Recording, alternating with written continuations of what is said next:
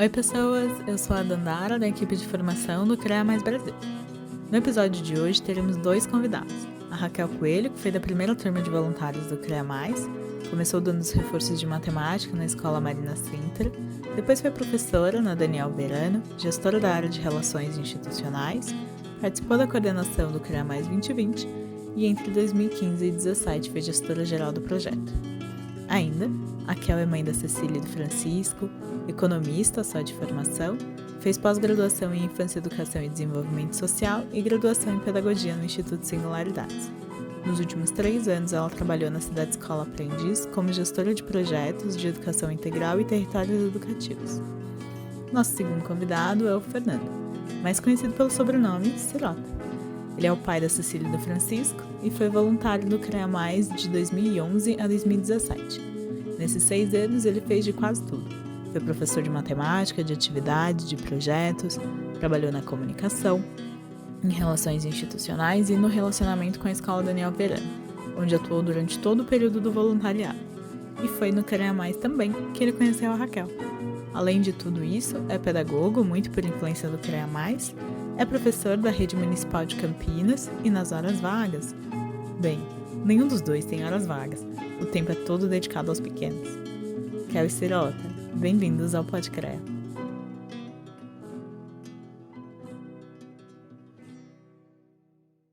Então, estamos muito felizes de ter vocês aqui hoje com a gente. Queria entender como que vocês foram parar no CREA. Eu estava terminando o primeiro ano da faculdade, que não era pedagogia, no caso, era economia, em 2009. E eu sempre tive vontade de fazer um trabalho voluntário, assim. Só que eu não fazia nem ideia de por onde começar a procurar. Então, vamos fazer um trabalho voluntário, o quê, como, onde, com quem. E aí, uma conhecida da Atlética, na época, me encontrou no corredor. Raquel, pelo amor de Deus, vem cá assistir a palestra de um trabalho voluntário que eu tinha que ter divulgado e não divulguei. E não tem ninguém para assistir a palestra. E aí eu fui, e não foi uma palestra, foi uma conversa. Curiosamente, uma conversa com a nossa hoje deputada estadual, Marina Elou. Ela foi a pessoa que me apresentou o CREA. E aí, enfim, me apaixonei logo de cara. Sempre, na época, era um projeto de reforço de matemática em escolas públicas. Eu era uma garota que sempre gostou de dar aula, sempre gostei de exatas. E aí, em 2010, eu entrei na Marina Sintra como professora de reforço de matemática. E tudo se desenrolou depois disso. Comigo, o CREA apareceu 1 ano e meio depois da Raquel, né? Eu estava no meu último semestre da minha graduação em Engenharia Mecânica, também fiz outra graduação, né? Não sou pedagogo de primeira graduação. E uma amiga minha era voluntária do CREA e começou a contar que estavam fazendo um voluntariado com reforço de matemática, lembrou de mim, porque eu sempre falava disso, e falou para eu ir conhecer um dia. Aí eu fui lá na Daniel Verano, conversei um pouco com a Roberta e também com a Marina Elou, e me apaixonei e entrei no semestre seguinte, também como professor de matemática. E vocês dois entraram quando o CREA ainda era reforço de matemática. Como que foi acompanhar o projeto se transformando e chegando onde ele estava no dia que vocês saíram? Acho que uma coisa que é legal pontuar, né, que não foi muito acompanhar ele se transformando, foi fazer ele se transformar, né? Acho que o CREA tem muito disso, de fazer parte da construção do projeto, cada vez mais. Vocês lembram que eu falei do Francisco?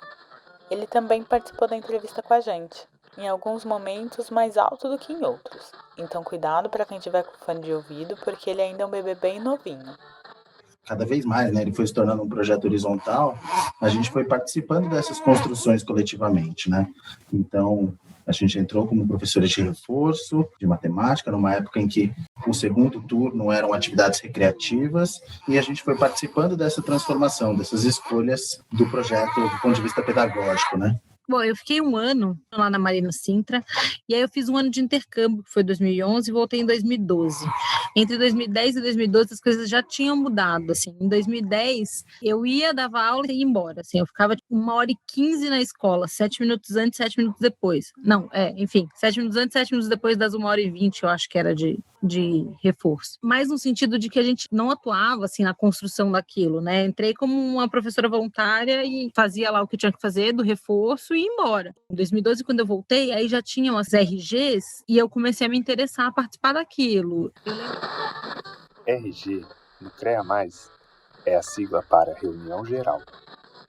Eu lembro de eu sentar com outros voluntários que também estudavam economia para discutir a avaliação do projeto. Então, eram economistas voluntários do CREA discutindo a avaliação de impacto. E isso, para mim, foi o começo de uma chavinha de caraca, como discutir a avaliação de impacto disso, mas sem saber nem direito que impacto que a gente queria causar. Nessa época, a gente não tinha nenhuma clareza de objetivos e de o que eu quero mudar. A gente fala, não, a gente quer mudar a educação dessas crianças. Mudar o quê? Mudar para quem? Melhor, o que é melhor? Com base de comparação. Então, enfim, a gente não pensava sobre essas coisas. A gente ia lá e achava que tinha que dar o reforço do conteúdo que eles tinham na escola e nem não fazíamos ideia de qual era a defasagem de conteúdo quando a gente começava a trabalhar. E por mais que a gente falasse que o CREA usa uma metodologia diferente, a gente acabava caindo no mesmo porque era a educação que a gente tinha tido, então uma aula expositiva de conteúdos, enfim. E aos poucos, esses questionamentos foram surgindo, né? Então acho que os voluntários dessa época que foram ficando, se envolvendo, você não consegue ficar 2 anos num projeto desses e não se questionar. O que eu estou fazendo aqui está fazendo sentido? Eu venho aqui todas as manhãs dos meus sábados, há tanto tempo, para gerar qual impacto? E aí esses questionamentos foram a faísca de todas as discussões que a gente ia tendo. Como que a gente dá advertência para os alunos? 3 advertências é uma suspensão. O que é uma suspensão? Então, a gente está suspendendo um aluno que quer participar de uma atividade voluntária na escola no fim de semana por alguma coisa que ele fez. E aí,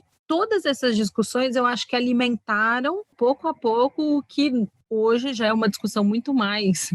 Imagino que as discussões continuem, porque elas são infinitas sempre, mas já no ponto de vista de qual é o nosso currículo, qual é o nosso projeto político-pedagógico. Mas naquela época, não. Na época são 3 advertências que vão dar uma suspensão, o que leva a uma advertência ou não, pensando bem no começo de tudo mesmo. Eu queria comentar que a gente também não pode, do nosso ponto de vista de hoje, desmerecer aquilo que era feito há 10 anos atrás no CREA, né? Tudo isso foi um processo, a gente entrou na maior da boa vontade, querendo ajudar, e entendendo que ajudar naquele momento era estar lá e dar aulas de reforço. Ajudar, entre muitas aspas aí, né? E ao longo do tempo a gente foi desenvolvendo isso como grupo, de que um caminho talvez não seja esse ajudar talvez não seja exatamente isso, e sim trabalhar coletivamente e do ponto de vista pedagógico para envolver essas crianças nesse processo. Então, só colocar aqui que a gente não quer desmerecer o trabalho de nenhum voluntário que passou pelo CREA, nem o nosso de 10 anos atrás, e sim de que a gente aprendeu junto qual seria o real objetivo do CREA ali dentro, em cada uma dessas escolas. A gente jamais teria chegado nesses questionamentos e, né, enfim, toda a transformação que a gente teve, até do ponto de vista profissional hoje, pessoal e do CREA, se a gente não tivesse partido desse ponto, né? Então, eu acho que, assim, o ponto de partida foi extremamente importante e válido, que nos colocou em contato com aquela realidade, nos fez questionar muita coisa, não só do projeto, mas da nossa visão de educação, nossa visão de sociedade, do papel do público e privado, né? Então, acho que, assim, a Raquel de 10 anos atrás, várias dessas coisas não passavam pela minha cabeça, assim, sabe? Tipo, que hoje são super claras, né? E a gente acha que esse termo desconstrução é uma coisa muito importante, né? Que a gente cresceu muito e a gente pensou num monte de coisas que hoje a gente pensa completamente diferente do que a gente pensava há 10 anos atrás. O projeto em si, a gente foi construindo e reconstruindo e fazendo e desfazendo e tentando e errando em discussões intermináveis de reuniões que eu sinto muita falta, mas que naquele momento parecia, tipo, dar volta no mesmo ponto, porque construir coletivamente é dar voltas no mesmo ponto. Ouvir todo mundo é ficar muito tempo discutindo coisas que parecem pequenas, mas que o resultado, você vai vendo que é um negócio que as pessoas se sentem pertencentes de fato, assim, sabe? É isso, concordo com o Fê, é natural. Eu acredito que até hoje, muitos voluntários novos do CREA entram e estranham um pouco a abordagem, a proposta, de por que romper com as disciplinas, de romper com os ciclos e com as idades. A gente foi construído isso junto, né? A gente traz muito da nossa bagagem como aluno na escola. A gente passa pelo menos 12 anos, 15 anos como aluno. Então, a gente traz muito do que a gente viveu para a nossa prática como educadores no CREA. E isso vai se transformando com o tempo lá dentro. E vocês acham que o tempo que vocês passaram lá dentro, ele foi tanto tempo justamente por causa da abertura desse espaço para a construção conjunta, porque vocês estavam cada vez mais envolvidos com o assunto de pedagogia em si, ou era até por uma questão de pertencimento? Eu acho que tudo um pouco, assim. Hoje a gente consegue ver que, no final das contas, era o que a gente queria estar fazendo profissionalmente, e a gente, durante a semana, trabalhava com consultoria estratégica, né? E o Fernando trabalhava com consultoria de engenharia. E a gente, no fim de semana, conversava sobre educação. E a gente foi descobrindo que a gente queria conversar sobre educação. Que esse assunto que mexia com a gente de fato, não nesse lugar da caridade, do estou fazendo para o outro. Não, a gente queria discutir isso. E a gente queria entender os primeiros contatos que a gente teve com escolas diferentes, com escola pública. E através de documentários e livros, de entender outros métodos pedagógicos, as coisas pareciam que iam abrindo, assim, tipo... Nossa, existe isso. Nossa, então não era eu o problema na escola o tempo inteiro, a escola podia ser um problema. Por que ninguém nunca me disse isso? Esse no meu caso, tá? Por que ninguém nunca me disse que a escola poderia ser diferente, que existem outras possibilidades? E aos poucos, quando a gente foi conhecendo essas diferentes pedagogias, diferentes histórias, diferentes realidades mesmo em cada escola, a gente foi percebendo que a gente queria aprofundar nesse assunto, assim, sabe? Eu queria ler sobre pedagogia, eu queria fazer cursos, eu queria entender quem é esse cara que fez uma escola toda diferentona lá em Portugal, meu, que cara maluco. Tudo a gente queria aprofundar mais. Isso eu acho que fez me manter no CREA por tanto tempo. Eu acho que tem também o fator da gente se sentir pertencente àquele espaço, né? Sentir a abertura para conversar, encontrar outras pessoas que pensavam da mesma maneira, que estavam dispostos e dispostas a pensar e discutir e construir. Acho que não só o nosso interesse no assunto fez a gente ficar tanto tempo, mas ter achado ali uma oportunidade da gente crescer também, como pessoas, como futuros educadores. Acho que é um misto das duas coisas, de ter todo esse interesse pela área e também de encontrar ali um espaço onde a gente podia falar sobre isso.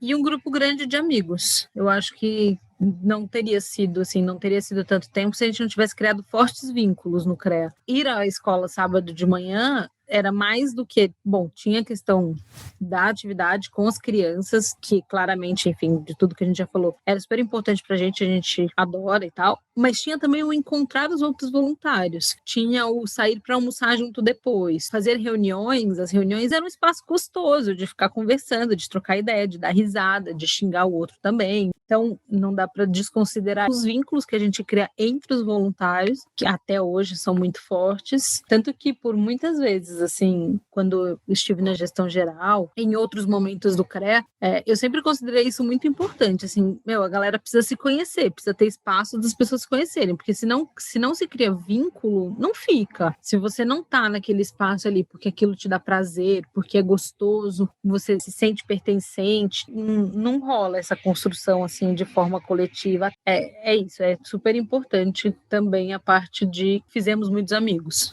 E para nós dois, especificamente, mas para muitos voluntários, não existe tanto contato com as crianças, né? Por um tempo longo do nosso voluntariado, a gente esteve nos cargos de gestão ou comunicação financeiro, então a gente esteve um pouco distante da sala de aula e das crianças diretamente. Claramente, a gente trabalhava muito mais horas do CREA com os outros voluntários do que diretamente com as crianças, né? Tem também que o trabalho no institucional ainda te permite o contato com as crianças de uma outra forma, né? Você não está ali necessariamente dando uma aula, mas você ainda tem um contato e um vínculo com elas que se desenvolve antes, depois, no meio disso tudo. Nessa linha, vocês têm alguma lembrança em específico, algum momento de vínculo com as crianças que marcou vocês? Pode ser uma lembrança boa ou pode ser uma frustração, assim. Se eu for pensar no mesmo dia, tem vários. No último dia da Daniel Verano. A Daniel Verano foi a escola onde eu atuei como voluntário todo o período, todos os 6 anos que eu estive no CREA. Então, o último dia foi bastante marcante, né? Muito forte. A gente fez um evento super gostoso de apresentação dos projetos. Isso no meio de 2017. Naquela época, eu estava trabalhando como relacionamento com a escola. Então, eu tinha uma proximidade muito grande com o dia a dia da escola e estava todos os sábados lá para acompanhar o CREA. Os projetos, né, as apresentações foram muito legais, a escola estava num clima muito gostoso, as crianças super animadas, muitas delas, né, que já eram ex-alunas, né, naquela proposta com os ex-alunos do CREA, alunos de 9º ano, 8º ano, crianças que a gente já conhecia há pelo menos 3, 4 anos. Um evento muito legal, muito marcante, de ver algumas crianças que a gente teve bastante trabalho nos nossos sábados. Consigo lembrar bem do Wesley, do Arthur, Alexandra, que ao mesmo tempo foi um fechamento muito gostoso de poder estar com eles ali naquele momento, mas que também foi um dia que estava super bem e furtaram um objeto da Raquel naquele dia e a gente ficou super chateado também. A gente estava encerrando um ciclo incrível lá no Daniel Verano, mas ao mesmo tempo com muitos conflitos com a gestão. Só nesse dia já tem várias lembranças. Eu tinha levado a caixinha de som, né? E eu sempre emprestei essa caixinha para todas as crianças do CREA. E nesse dia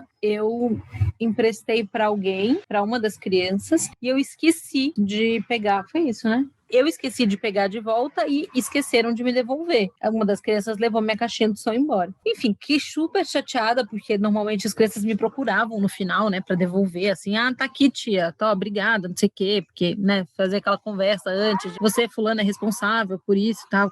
E o mais louco foi que a gente encontrou essa criança na feira, umas 2 semanas depois. A gente nunca tinha encontrado com ele na feira, uma feira que a gente sempre ia. Aí, enfim, a gente já tinha se despedido do CREA, a gente achou que não ia ter nem mais como ter essa conversa, sabe? Mas rolou conversa de mediação de conflitos total, assim, do 3 semanas seguidas. 3 semanas seguidas, assim, tipo, a gente encontrava a criança na feira para conversar sobre isso, enfim. Mas é isso, são lembranças que são misturas de momentos que a gente fala, nossa, isso aqui deu certo, valeu a pena, não sei o quê, e para momentos de, tipo, o que eu tô fazendo aqui, sabe? Tipo, mega frustrada de, tipo, não vejo o impacto do que eu tô fazendo, porque ninguém me ouve, porque esse negócio não funciona. E, né, acho que cada vez mais a gente tem essa certeza de educação, ela é no longo prazo. Muitas vezes a gente sai mega frustrado com algumas coisas que aconteceram e a gente não faz ideia do impacto que isso vai ter no futuro.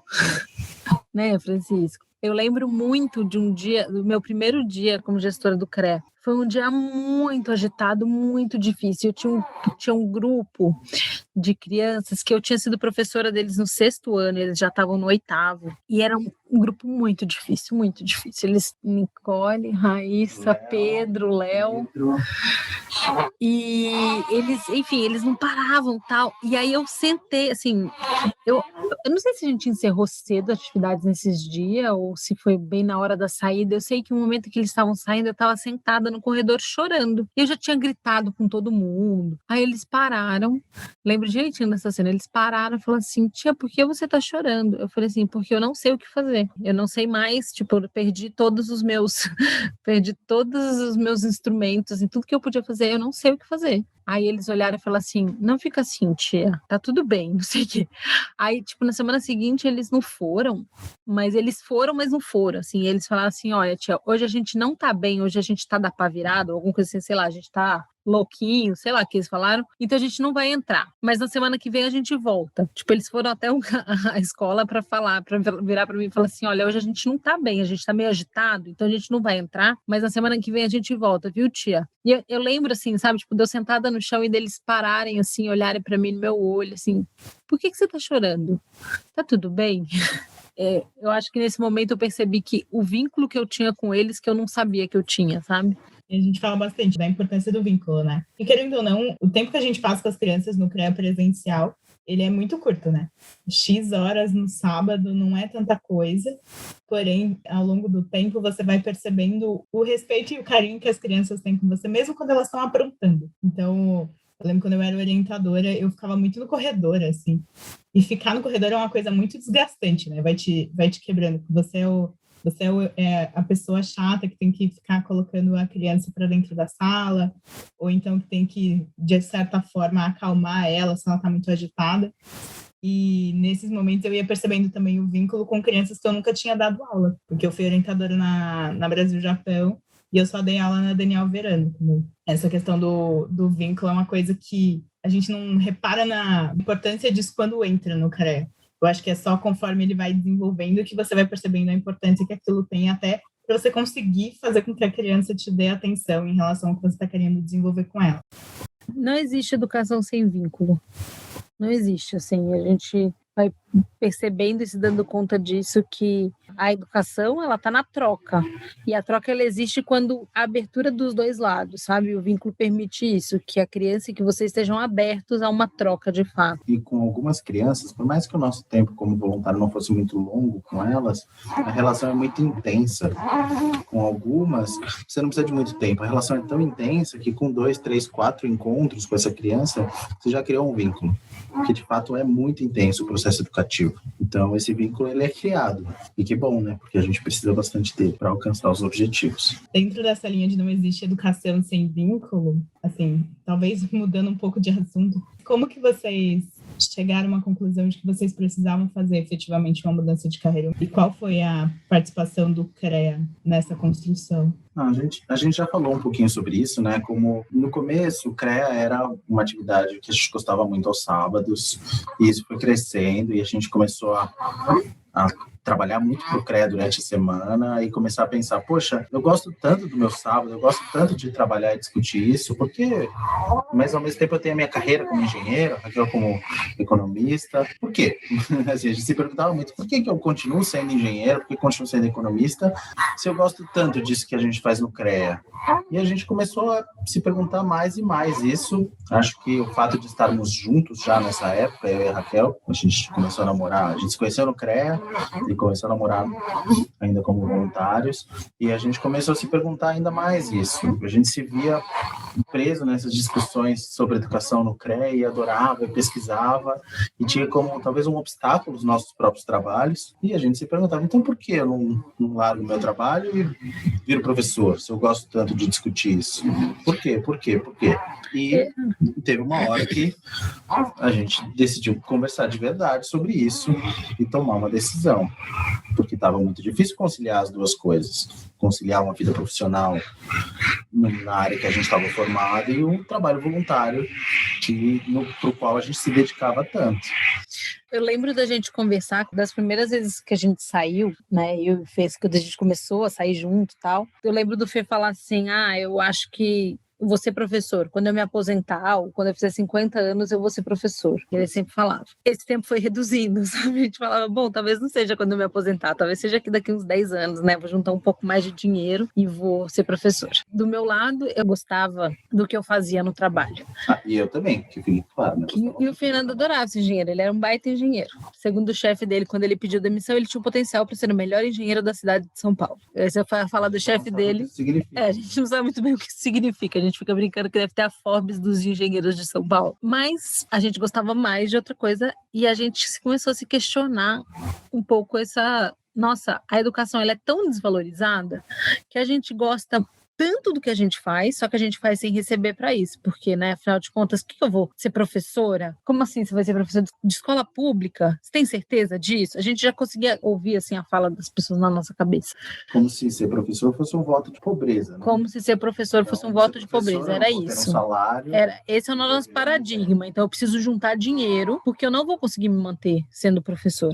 E eu lembro que eu saí da consultoria porque eu falei assim, eu posso fazer o que eu faço hoje em termos de gestão de projetos, mas na área da educação. Então eu saí da consultoria não para estudar pedagogia e ser professora. Eu falei assim, eu posso ir trabalhar num instituto com educação e fazer gestão de projetos, o que eu faço hoje na consultoria, só que no lugar de eu fazer essa gestão de projetos para um fundo de investimentos, eu vou fazer projetos de institutos que atuam na educação pública. E foi assim que eu fui parar na Secretaria Estadual de Educação. Quando eu saí da consultoria, me indicaram alguém que conhecia alguém que estava lá na secretaria, tinha um cargo comissionado para fazer gestão de projetos. Eu fui fazer uma entrevista e foi assim, logo que eu saí da consultoria, eu fui trabalhar na Secretaria Estadual. Na secretaria, foi caindo uma ficha de que a gente tem muitas pessoas falando de educação e trabalhando para a educação pública que não são educadores. Eu entendo que existam algumas pessoas trabalhando para a educação que não são educadores, que afinal de contas, como toda grande área, né? Você não tem numa farmacêutica só farmacêuticos, você tem pessoas que fizeram outras carreiras também, porque precisa compor aquilo. Mas eu não queria estar ali na secretaria e ser mais uma das pessoas que não eram educadores. Eu estava numa área que não era a área pedagógica em si, era a área de avaliação e monitoramento de informações, mas o que eu queria de fato era estar discutindo as questões pedagógicas, porque as coisas chegavam para mim e eu não concordava. Falava assim, não, Pela minha vivência do CREA, eu tinha mais experiência em escolas estaduais do que muita gente que estava ali dentro. Então, eu via incoerências com as coisas que aconteciam dentro da secretaria e com o que eles falavam, com o que acontecia de fato na escola. E isso foi me dando Falei assim, eu não quero estar aqui e não poder discutir as questões pedagógicas. Eu quero, mas ao mesmo tempo eu sei que eu não estou no lugar de discutir as questões pedagógicas, porque eu não sou formada para isso. Eu não tenho essa formação e nem a vivência que professores regulares na escola têm. Então, para mim, a decisão foi um caminho de tipo, eu até posso voltar a trabalhar com políticas públicas. Eu posso voltar para esse lugar. Ainda é um lugar que eu me vejo daqui a alguns anos. Mas eu preciso primeiro ter a experiência do chão de escola. Eu preciso primeiro me formar como educadora. Eu preciso conhecer essa realidade para depois poder discutir educação. E antes de eu começar a pedagogia, eu comecei uma pós-graduação em educação. Foi meio invertido, assim, sabe? Tipo, comecei a pós-graduação, fui trabalhar com políticas públicas para me dar conta do que o que eu precisava era da base. Bom, o meu caminho, né, para até tomar essa decisão foi um pouco mais abrupto, né, do que o da Raquel. Em 2015, eu entrei no curso de pedagogia na USP para ver se era isso que eu queria mesmo, se o curso me interessava, se esse era um caminho que eu iria até o final mesmo. Tive dúvidas entre uma licenciatura em matemática ou a pedagogia, mas fui por um caminho que era um pouco mais teórico, que acho que me agradava mais naquele momento. Comecei o curso, adorei o primeiro semestre, ainda trabalhando como engenheiro, mas conciliar as duas coisas era muito difícil. Eu, na época, né, nesse ano específico, eu fiz muitos projetos fora de São Paulo, muitos no Pará, inclusive. Lembro até de todo sábado eu voltava do Pará para ir para o CREA, era uma rotina muito maluca. E, no meio disso, tentando conciliar com a faculdade, que era presencial, né? Por mais que eu só fizesse 3 matérias, 3 dias, ainda assim era bastante difícil. Acabou o primeiro semestre, beleza, passei em algumas matérias, fui para o segundo semestre, mas aí surgiu um projeto para ficar 2 meses no Pará. E eu tinha que ficar direto, tirando os sábados, né, que eu já tinha combinado que eu voltaria para o CREA. E aí tive que tomar uma decisão naquele momento se largaria o meu trabalho ou largaria a faculdade. Não daria para fazer as duas coisas. E naquele momento eu não podia trancar o curso, eu estava no primeiro ano ainda. Naquela hora eu falei, não dá para largar meu emprego agora. E aí larguei a faculdade. Eu deixei de ir e fiquei 2 meses lá no Pará, voltando só para os fins de semana para o CREA. E aí chegou setembro, mais ou menos assim, setembro, quase outubro, e aí tava conversando com a Kel, né? Poxa, que pena deixar a faculdade, tava tão legal. Tava gostando, mas tava meio frustrado com o trabalho, um pouco mais do mesmo, assim, uma relação dentro das fábricas onde eu fazia os meus projetos um pouco cansativa demais, enfim, não era tão agradável, né?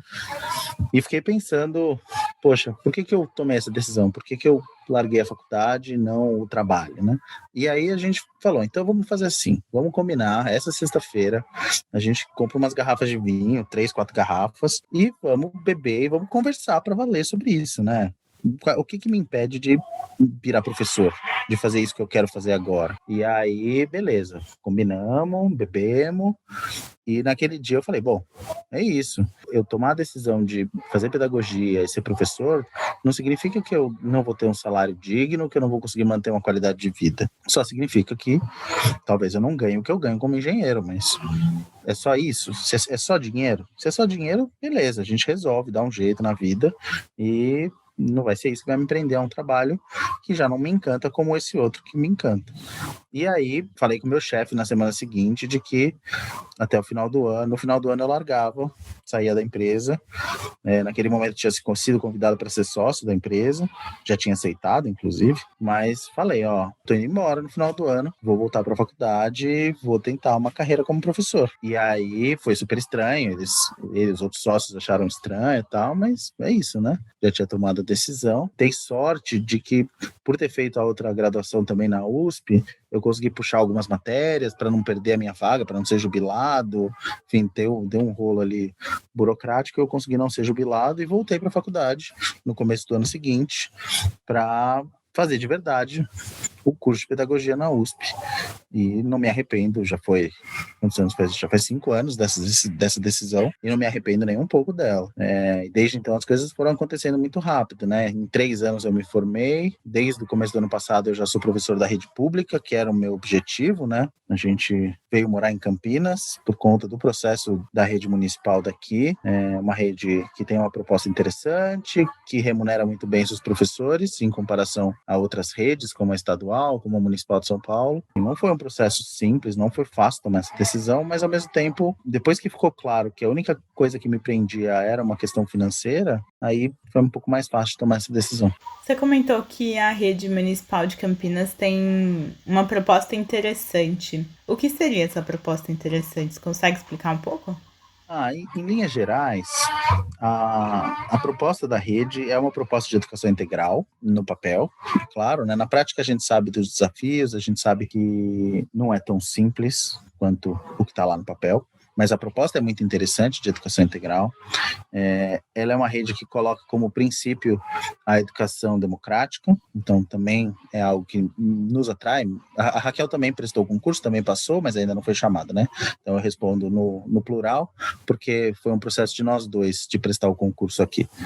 É uma rede que valoriza, então, a participação da comunidade e dos educandos nas tomadas de decisão, também no papel, na prática, principalmente na escola onde eu atuo hoje, isso não é tão simples, mas depois a gente pode entrar nisso.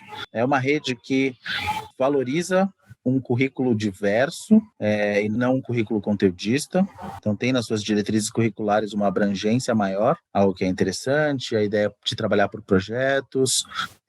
Na escola que eu atuo especificamente, que é uma das 8 escolas de tempo integral, existe a proposta de se trabalhar por projetos, tem uma disciplina de projeto na comunidade, que foi a disciplina que eu fui professor no ano passado. Então é uma rede com uma proposta muito interessante de educação. Na prática, existem muitos desafios, né, para a efetivação de fato, porque uma delas é na formação dos próprios educadores, porque a gente tem uma formação que é tradicional e é conteudista, é na formação e na prática dos gestores de escola e dos supervisores, por também terem uma visão mais tradicional do papel da escola. Mas é isso, é uma proposta atraente. Pensando aqui, não necessariamente todo mundo que escuta o podcast vai saber de cara o que seria uma escola democrática. Você consegue explicar, assim, brevemente o que vem a ser essa proposta de escola democrática? Acho que eu posso falar em linhas gerais e depois a Raquel pode complementar um pouco com o trabalho que ela desenvolveu, né, como TCC da pós-graduação dela. Em linhas gerais, uma proposta democrática de educação envolve participação nas tomadas de decisão e participação no dia a dia da instituição, né, da escola ou de uma instituição não escolar. Então, numa proposta democrática de educação, os estudantes eles têm espaços de voz e de tomada de decisão junto com os educadores. Numa escola democrática, a comunidade tem voz e participa, porque afinal de contas a escola serve a essa comunidade, então ela deveria atuar com essa comunidade.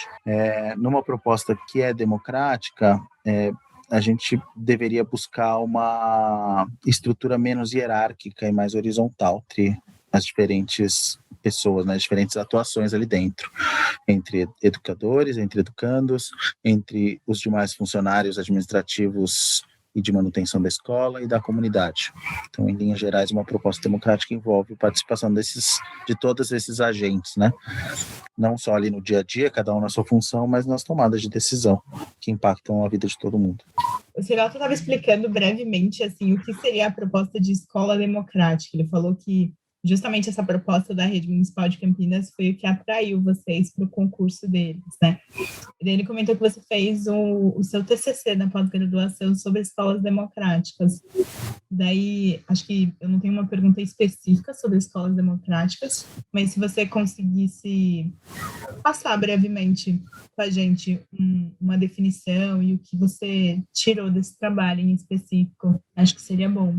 Eu não me propus muito no trabalho a definir o que seria uma educação democrática e o que não seria uma educação democrática, até por, enfim, não ter tempo, né, de aprofundar tanto. Eu acho que isso é uma discussão que tem muitos pensadores, educadores discutindo isso, mas eu quis fazer um panorama de como se efetivar uma educação democrática, como que as escolas que se denominam de alguma forma escolas democráticas, o que elas têm em comum e quais são os caminhos para se efetivar uma educação democrática partindo desse conjunto, né, de dispositivos, de instrumentos que as escolas que se denominam escolas democráticas, que acreditam que possuem uma educação democrática, têm em comum. E aí eu fiz um trabalho que foi de entender quais eram os dispositivos de 5 escolas em São Paulo. Nessas 5 escolas, você tem 3 escolas públicas, 2 particulares, escolas de 30 a 40 alunos, que a menor escola tem mais ou menos 40 alunos, a maior escola tem 1.200 alunos, de educação infantil até EJA. Então, a ideia foi um pouco mostrar, porque sempre existe uma resposta de que isso só é possível porque você tem poucos alunos, ou isso só é possível porque você trabalha com adultos e não com crianças, ou isso só é possível porque é particular, sabe? Então, assim, sempre existe uma reação nossa da escola tradicional em dizer que mas isso na minha escola não dá. Na minha escola não dá porque tem muita gente, na minha escola não dá porque tem pouca gente, porque o horário é reduzido, porque o horário é ampliado, porque... Então, sempre tem essas questões. Então, eu quis fazer, assim, são as experiências da Politeia, do Colégio Viver, em Cotia, da MF Campos Sales, em Heliópolis, da MF Amorim Lima, no Butantã, e do CIEJA Campo Limpo. O que olhando para essas 5 escolas, a gente vê, né? Que as escolas democráticas, elas têm espaços de decisões coletivas. Todas elas têm assembleia? Até tem, mas não no mesmo formato. Na Campos Sales, você não consegue ter uma assembleia com todos os alunos. Ou eles escolheram por não ter uma assembleia com todos os alunos, é muito grande. Então, você tem as comissões dentro das turmas, funciona como uma prefeitura ali, você tem vereadores que tomam as decisões, existe um processo de decisão que envolve todos os estudantes, mas que não necessariamente é uma assembleia direta para tomada de decisões com todo mundo ao mesmo tempo.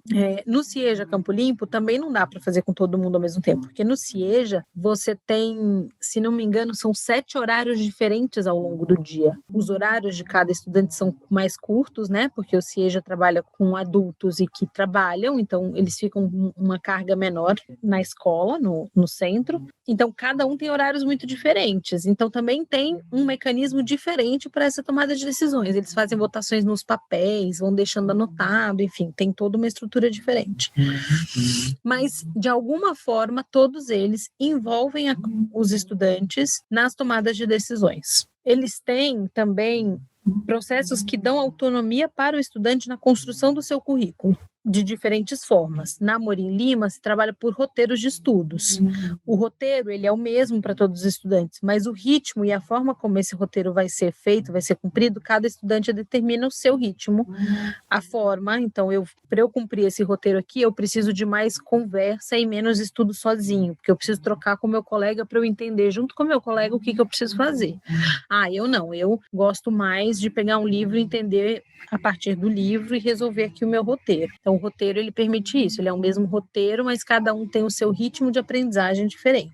Na Politeia, que você tem bem menos estudantes, eles têm mais espaços de criarem os próprios projetos. Então, o roteiro ele é menos direcionado, o mesmo roteiro para todo mundo, e mais personalizado. Cada um vai, a partir dos seus interesses, com seus tutores, vão criando roteiros. Mediação de conflitos. Como os conflitos são resolvidos nessas escolas? Então, não é uma decisão hierárquica de tá rolando alguma coisa aqui, tem uma bagunça acontecendo, advertência para todo mundo. Não. Existem espaços de diálogo para mediação de conflitos, rodas de conversas, então muita troca, muita conversa. Em todos eles tem espaços de diálogo, de conversa entre os estudantes e para resolver conflitos, para evitar conflitos, para dialogar. Rodas de conversa como um todo. E os espaços de escuta, né? Especificamente. Não coletivos, né, mas espaços de escuta. Espaços de escutas também, né, além das rodas de conversa. É muito louco a gente pensar isso, né, mas é isso, a escola tradicional não tem espaços de escuta, de conhecer e escutar cada um dos seus estudantes, muitas vezes, né. parte da... Eu sempre tenho que me policiar muito para não generalizar demais quando a gente fala, né, o que é a escola tradicional. O termo escola tradicional já vem no nosso imaginário o que é essa escola, porque afinal de contas a gente está falando de uma escola seriada, de uma escola expositiva, de uma escola com as disciplinas muito demarcadinhas, mas óbvio que cada escola é uma escola e há escolas e escolas, né? Então peço aí desculpas pela generalização, mas é que a gente sempre cai nesse comparativo. Também tem inúmeros nomes, né? Uma escola democrática é uma escola de educação integral, ela é uma escola alternativa, ela é uma escola... Eu gosto do termo democrático e é disso que eu falo no meu trabalho por conta desses espaços, né? Pegando esse gancho do que seriam exemplos de escolas democráticas, do que elas têm em comum, depois de fazer essa pesquisa e depois de atuar mesmo enquanto educadora, né, com a formação de pedagogia que vocês têm hoje, tem alguma coisa, aposto que deve ter inúmeras, assim, que vocês veem no CREA do jeito que a gente fazia? Vocês acham que aquilo estava em determinada linha e estava sendo bem executado? E tem alguma coisa que a gente poderia fazer melhor com base em tudo que vocês aprenderam? Eu sei que o projeto acabou se transformando, não necessariamente ele é a mesma coisa de quando vocês saíram, e hoje no contexto da pandemia definitivamente ele não é, mas para quando a gente estiver no presencial de novo, tem alguma reflexão que a experiência no projeto e a experiência com a pedagogia, vocês chegaram a pensar, a refletir no que vocês melhorariam ali? Tem. Eu acho que a gente vai bater na mesma tecla, assim, mas a construção coletiva entre voluntários é uma coisa que eu acho que é imprescindível, assim, que tem que continuar, é algo que o CREA sempre fez muito bem e que eu acho que é que dá estrutura para tudo isso. Eu acho muito interessante a estrutura como... Eu não sei como está hoje, tá? Então eu estou falando de, sei lá, que ano foi que eu saí? 2017. Mas a estrutura de projetos, eu acho que ela é muito boa, e ela é boa sempre se repensando. Ela não é boa de tipo, ela tá estanque, é isso aqui, chegamos no modelo final. Isso é a conclusão do meu trabalho, viu, gente? Todos os educadores com quem eu falei para conversar sobre quais são os instrumentos, dispositivos democráticos que a escola tem, fala assim, olha, eu vou te contar como é hoje, porque ano passado foi diferente, ano que vem é outra coisa. E é assim, em todas essas escolas, os dispositivos, eles não são fixos, eles não são tipo, chegamos no modelo ideal, agora a gente para. Não é, porque é tudo muito vivo sempre. E isso é uma coisa que a gente sempre fez no CREA também, que tem que ser, assim. Mas as propostas de projetos é algo que a gente aprendeu no CREA e que a gente leva para onde a gente vai, e o Fê pode falar mais disso que eu, porque ele tem mais experiência em escola, depois do CREA eu acabei trabalhando com projetos, com gestão de projetos, mas quando a gente leva essa bagagem de pensar projetos interdisciplinares, projetos, né, com uma pergunta investigadora, com um produto final. Essa metodologia de projetos que a gente aprendeu no CREA e com o CREA, né? Porque a gente aprendeu no CREA, mas também foi a gente que trouxe para o CREA. A gente leva isso para os outros lugares e é tipo, nossa, que da hora, sabe? Tipo, o Fê pode falar disso, mas eu posso falar porque eu acho que eu vou jogar mais confete do que ele mesmo. Por onde ele foi, e depois que ele saiu do CREA, ele trabalhou em escolas com projetos, né? Então, ele trabalhou na Lumiar, que trabalha com projetos interdisciplinares, trabalhou no Arraial das Cores, que também tem uma proposta mais construtivista, trabalha com projetos, e depois ele assumiu no ano passado, aqui na Prefeitura de Campinas, essa disciplina que é uma disciplina de projetos interdisciplinares. E a bagagem que a gente traz, né, dessa construção no CREA fez dele um excelente professor, não só isso, todas as outras muitas características maravilhosas que ele tem. Obrigado. Mas essa bagagem de construir projetos, ela é muito incrível, assim, sabe? Tipo, a gente acredita nessa educação de fato. A metodologia de projetos, aliada com a diversidade de voluntários do CREA, que tem diferentes histórias, formações, isso é muito rico no processo das crianças, né? Sei lá, eu tenho uma experiência muito interessante com esportes com raquete.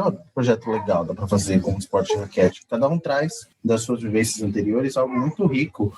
O que a gente hoje, com a nossa experiência, faria diferente, né? Assim, é uma coisa que eu já falei, assim, para alguns voluntários, inclusive, eu acho que talvez seja uma coisa meio um desejo não realizado, assim, sabe? Tipo, o que eu gostaria de ter conseguido e que a gente não conseguiu era o envolvimento da comunidade, de fato, assim.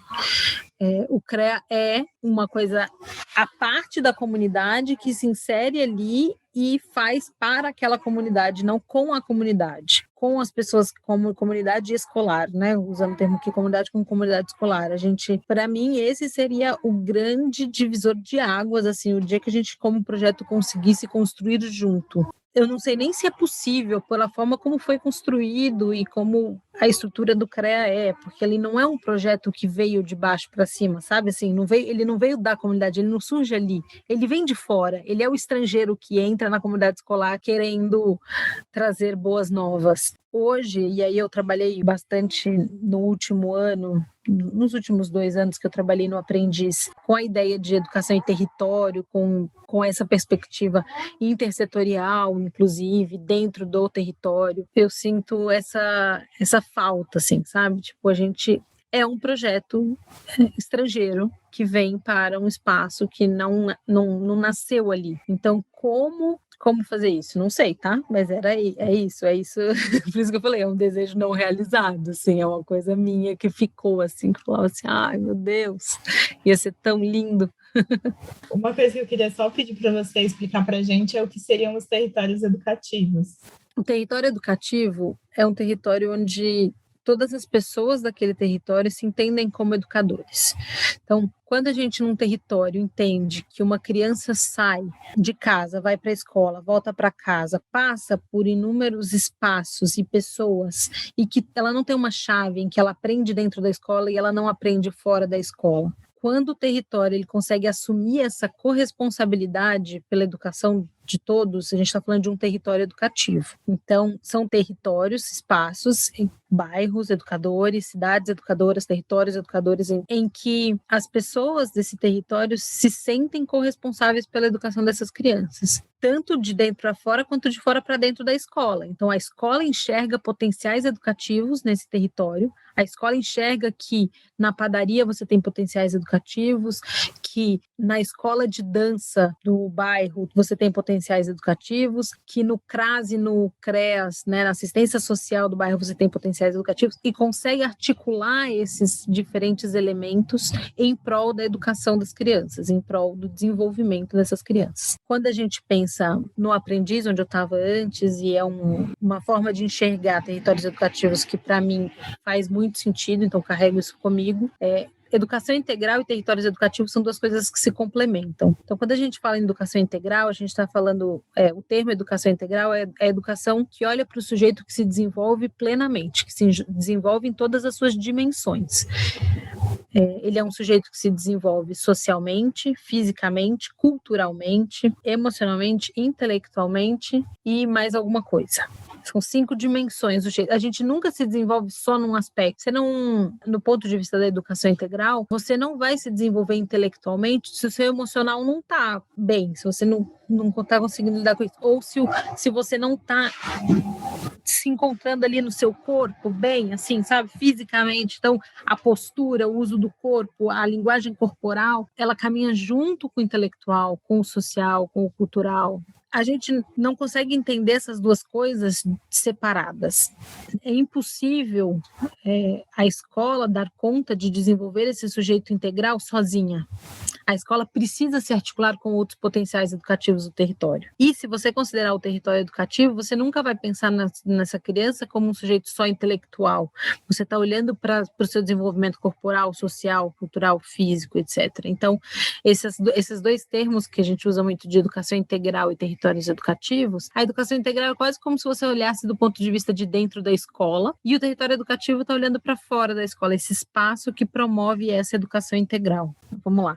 Educação integral, ela não existe sem condições básicas de saúde, de condições básicas de vida. Assim, a gente fala assim, não existe desenvolvimento integral onde não há água encanada. Não existe desenvolvimento integral onde as pessoas passem fome. Então, assim, a gente precisa entender que a educação integral, o desenvolvimento integral, ele só existe a partir de determinadas condições. E essas condições, o desenvolvimento como um todo, ele só se dá através da intersetorialidade. Para pensar como que juntos a gente pode promover o desenvolvimento integral, né? E não cada um na sua. Nossa sociedade como um todo atua na política do encaminhamento, né? Então, eu não sei eu não sei resolver esse problema, eu vou encaminhar para a saúde não consegue resolver, encaminha para a assistência social não consegue resolver, encaminha para a família. E sempre esse encaminhamento e pouco trabalho junto para tentar realmente apoiar, enfim, o desenvolvimento integral dessas crianças. O último tema, na verdade, que a gente tinha pensado é a questão do ensino público na pandemia, né? Da gente mencionar para vocês como está funcionando o CREA hoje, para a gente entrar nesse ensino público na pandemia. Comentou sobre a participação da comunidade. Assim, óbvio, não é o ideal, mas a gente melhorou esse contato hoje em dia. E é muito louco falar isso, né? Porque, assim, esse estar fechado, todo mundo remoto, que fez a gente repensar o projeto para que ele continuasse acontecendo de alguma forma e colocou a gente mais próximo das famílias e da comunidade. E a Lu, enquanto a orientadora que está um pouco mais próxima do pessoal da pedagogia agora, ela consegue explicar um pouco melhor. Uma das coisas é que a gente meio que foi obrigado a contar com a comunidade, contar com as famílias, contar com a escola, porque na pandemia não tinha outro jeito, não era o CREA acontecendo no sábado,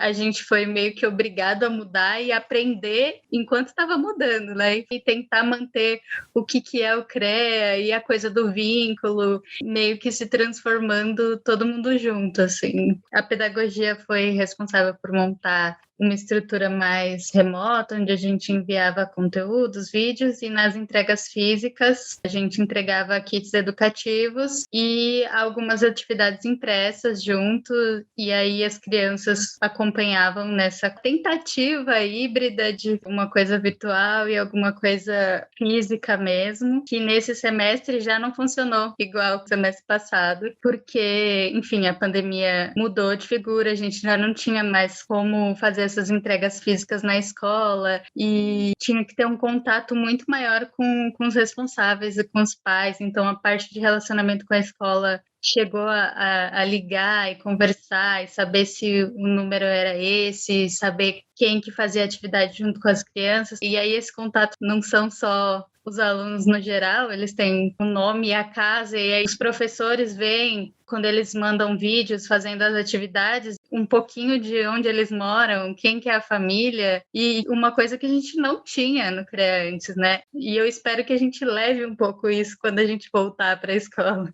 Tem um texto, logo no começo da pandemia, que o Centro de Referência de Educação Integral publicou, que falava um pouco justamente de as escolas e as redes que já trabalhavam com educação integral e território educativo, de fato, tiveram menos dificuldade, não que não tiveram, porque o caos que a gente está vivendo, óbvio, afetou todo mundo, em articular maneiras de promover essa educação durante o isolamento, durante a pandemia, porque não deu para fazer sem rede.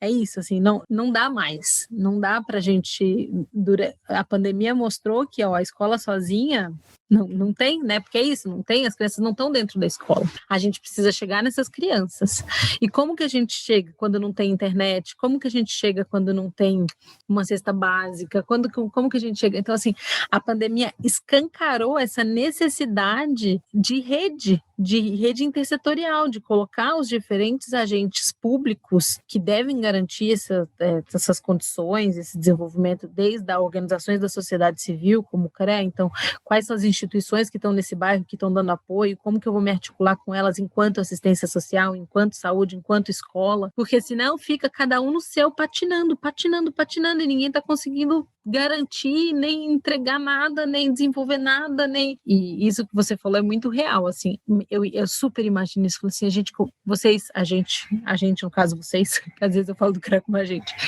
começando a dar rosto para essas famílias, né, porque a gente fala, tem fulano, a gente não sabe como são os pais dessas crianças, como são as casas dessas crianças, onde elas moram, quem elas são. A gente tem coisas no nosso imaginário que muitas vezes não tem nada a ver com a realidade daquela criança.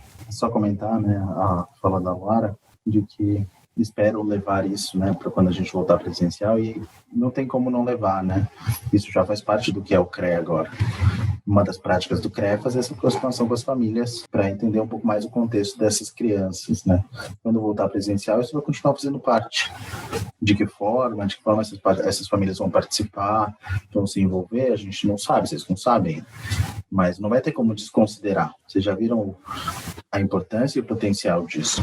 E do ponto de vista de alguém que trabalha na escola, numa escola pública no momento, a pandemia também escancarou isso que a Raquel falou, de que a gente não tem como trabalhar sem a rede. É muito difícil trabalhar sozinhos como escola. E, além disso, a pandemia escancarou as desigualdades, né?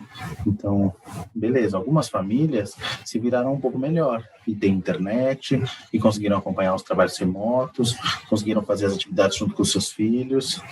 Então, o período não foi tão difícil quanto para outras famílias que não tinham internet, não conseguiram fazer nada, não conseguiam acompanhar, estavam passando fome.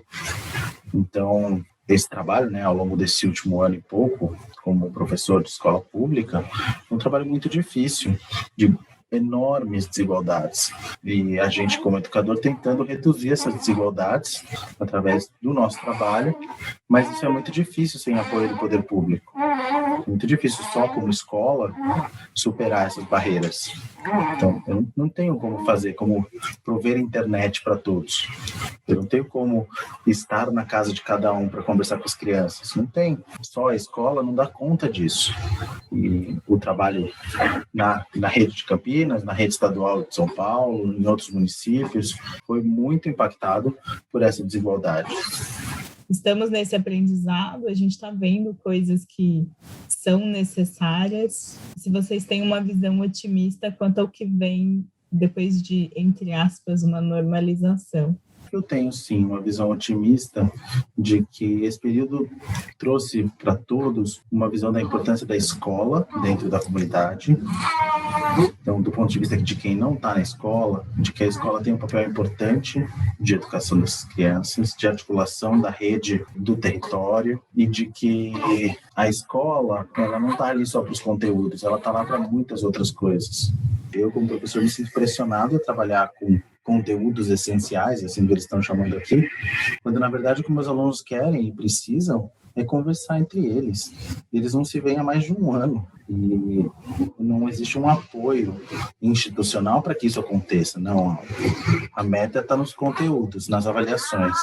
Mas, é claro, como professores, a gente pode ser resistência.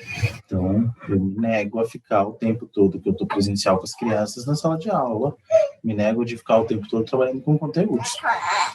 Faço as minhas escolhas pedagógicas e é isso aí. Enquanto eu puder tê-las, vou continuar fazendo isso.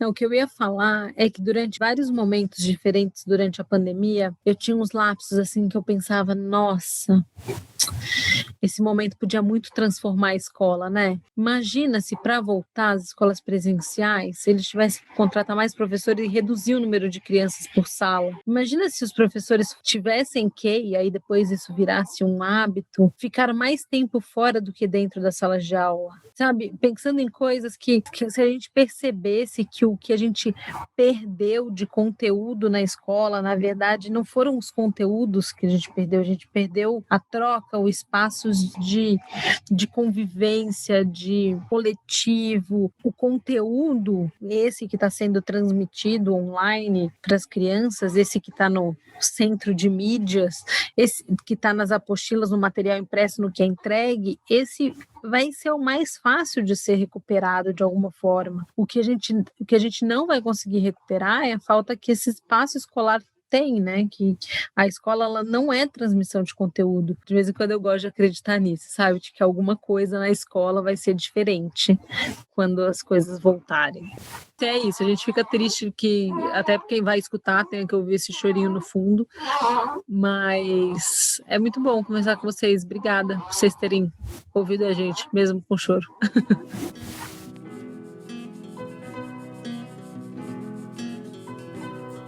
E para finalizar, a gente pediu para a Kel e para o Sirota uma indicação de livro, filme, documentário, texto ou artigo sobre educação ou voluntariado. Primeiro, o documentário Quando Sinto Que Já Sei, que nas palavras do Sirota foi um divisor de águas, porta de entrada dele para um universo todinho novo sobre educação.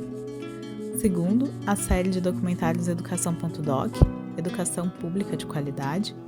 E terceiro, o TCC da pós da Kel, que a gente comentou na entrevista. O título é Caminhos para a Efetivação de uma Gestão Democrática nas Escolas. Todos os links estão disponíveis na nossa descrição. Muito obrigada, Kel e Sirota. Estamos muito felizes com a participação de vocês no 3º episódio do Pode Criar Conversas. Pessoal, muito obrigada a todo mundo que escutou até aqui. Até a próxima. Apresentação: Dandara Medeiros. Edição: Felipe Araújo e Luara Arabi. Arte: Felipe Araújo. Produção: Bianca Gomes, Dandara Medeiros, Daniela Blanco, Felipe Araújo e Luara Arabi. Este é um podcast do CREA Mais Brasil.